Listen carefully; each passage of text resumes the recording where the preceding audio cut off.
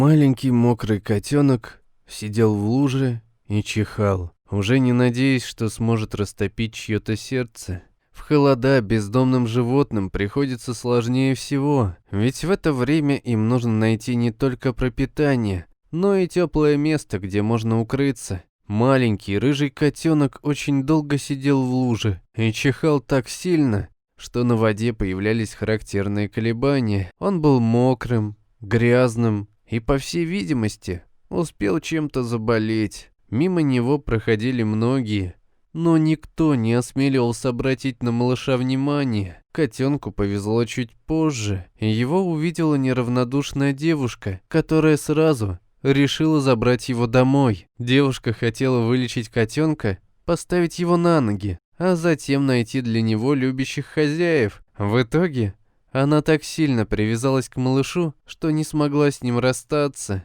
Котенка назвали Левиком. Он оказался настолько хитрым и ловким, что с легкостью открывал дверцы шкафов и комнат. Иногда ему и вовсе удавалось открыть холодильник. Не забывал котенок и о мусорном баке, в котором постоянно пытался найти что-то съедобное. Видимо, от той привычки он не избавился после жизни на улице. Со временем котик успокоился и осознал, что теперь он никогда не окажется на улице. Он знает, что его миска всегда будет полной, а любовь хозяйки он получит в любое время, поэтому постепенно забывает о непростом прошлом. Дорогие друзья, если вам понравился ролик, не забудьте поставить лайк, а также подписаться на наш канал, где найдете еще много интересного. И не забудьте нажать на колокольчик и оставить комментарий.